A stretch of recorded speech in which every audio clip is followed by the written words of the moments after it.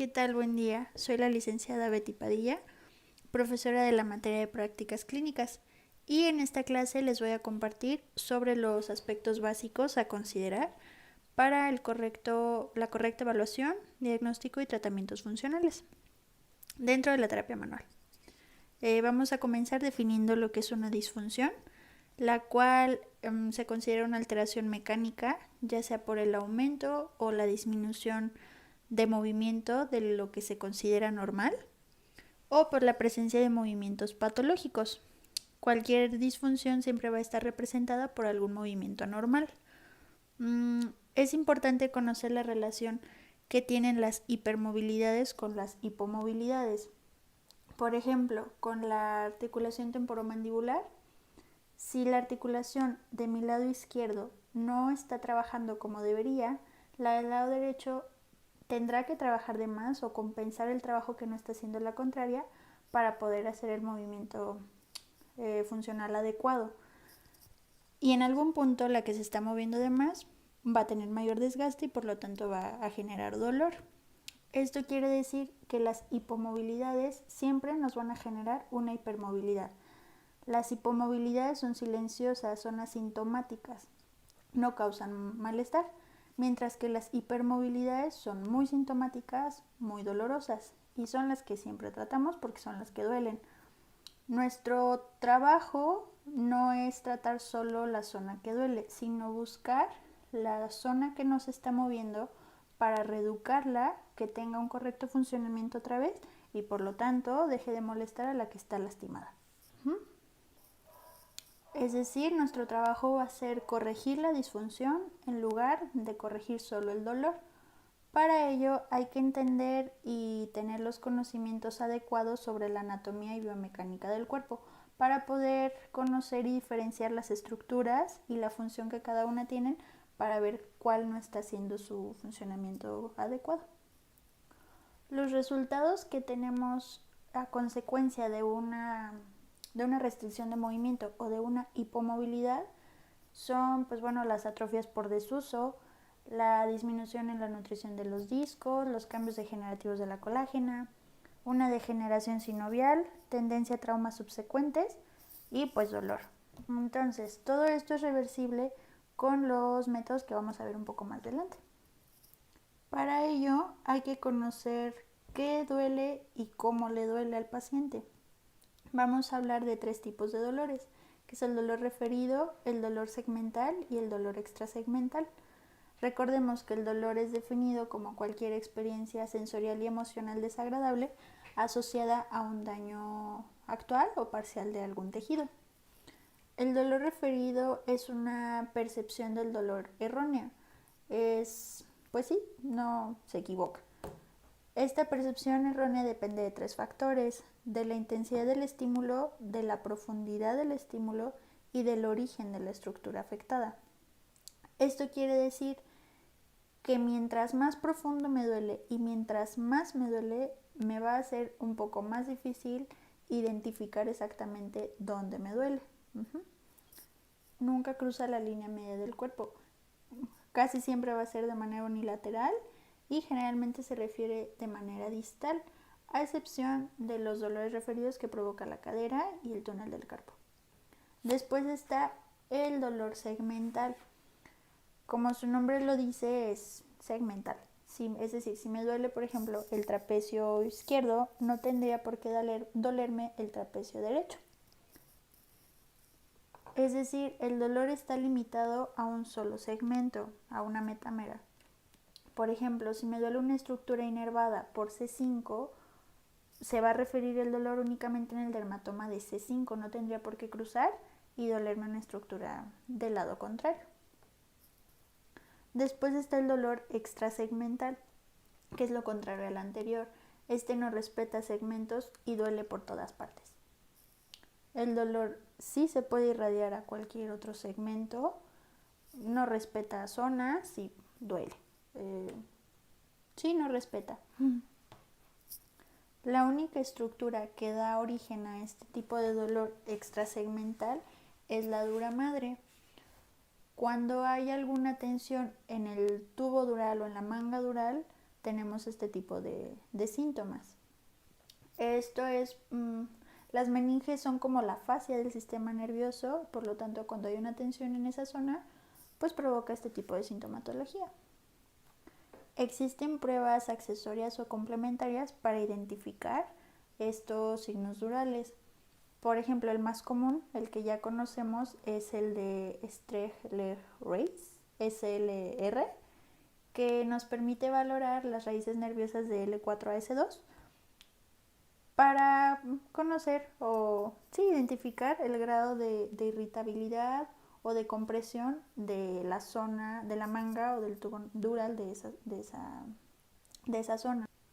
Este tipo de pruebas, por ejemplo SLR, no tiene importancia diagnóstica, son como complemento de alguna prueba adicional para poder identificar este tipo de signos y tener un diagnóstico un poco más acertado más adelante. Dicho eso, pasamos a la valoración de los movimientos funcionales. Conocemos los movimientos activos, pasivos y resistidos. Hay que recordar que los movimientos activos nos ayudan a valorar la disponibilidad que el paciente tiene ante el movimiento.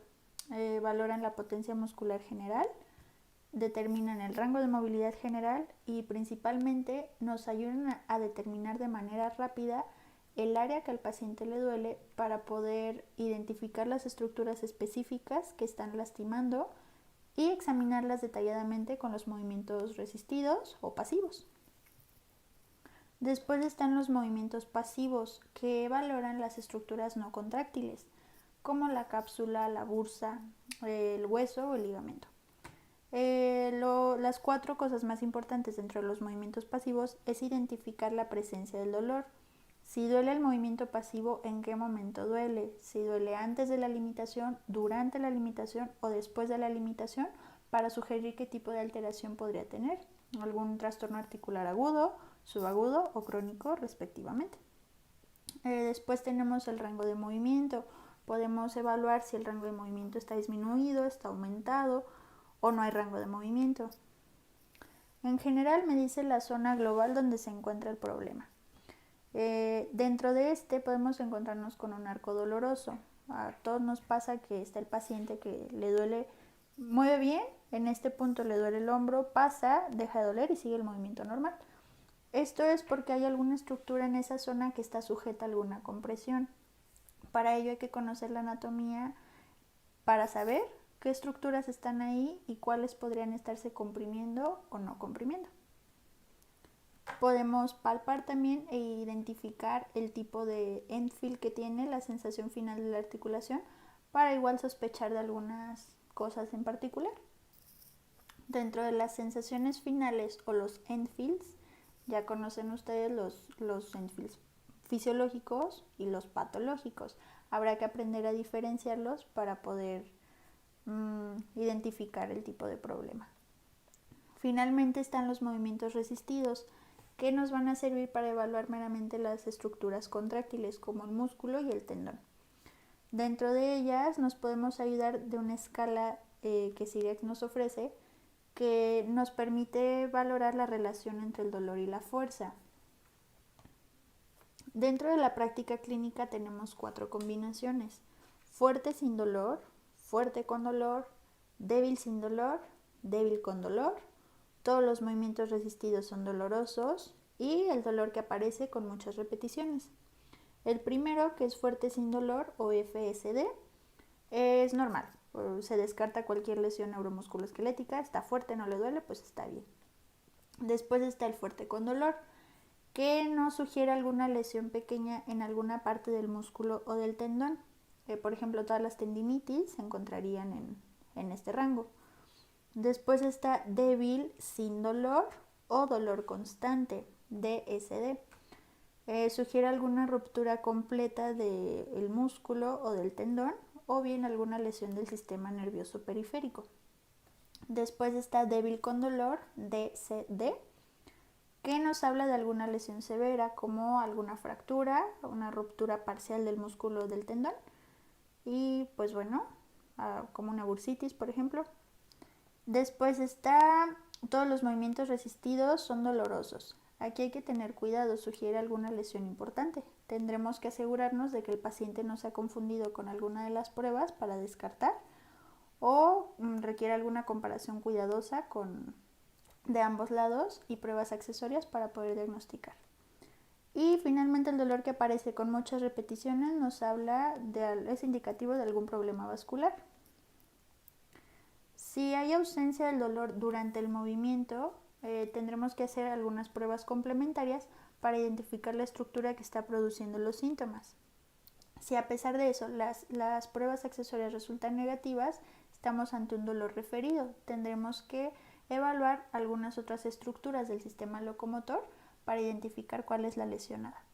Si ya hicimos todo eso y aún así nada reproduce los síntomas del paciente, bueno, se descarta una lesión ortopédica y tendremos probablemente alguna lesión de origen visceral o neurológica. Una vez dicho esto, podemos completar nuestra valoración funcional y bueno, ya sabemos, hay que hacer una anamnesis para conocer o extraer toda la información detallada posible que nos pueda funcionar para el diagnóstico, hacer una inspección del paciente, un análisis postural en la estática y en la dinámica, hacer una exploración funcional con todas las herramientas que ya mencionamos. Hay que identificar las estructuras dañadas, hay que saber la biomecánica de esas estructuras, cómo hay que alinearlas, qué hay que mover, qué hay que liberar. Hay que comparar con el lado sano para ver cuál es el rango normal del paciente, identificar la porción de la estructura dañada y hay que palpar. Una vez hecha la exploración hay que palpar para verificar la temperatura, si hay inflamación, si crepita, para sentir el end feel, todo lo que ya mencionamos. Y finalmente hacer una interpretación. Toda esta valoración debe ser muy completa, dice Siriax. La omisión de alguna parte de la exploración porque el diagnóstico parece obvio o para ahorrar tiempo es la fuente más común de un error. Ya que lo interpretamos, podemos pasar ahora sí a las técnicas de tratamiento que ya, la que gusten, la que ya conocen, como podrían ser las articulares, musculares, electroestimulantes, neuromeningeales, ejercicio. Podemos hacer movilizaciones artrocinemáticas, liberación miofacial, protocolos de electroterapia que ya conocen, movilizaciones neurodinámicas, ejercicios activos, excéntricos, de estabilización, entre otros. Lo que ustedes conozcan, que crean que a su paciente le puede favorecer.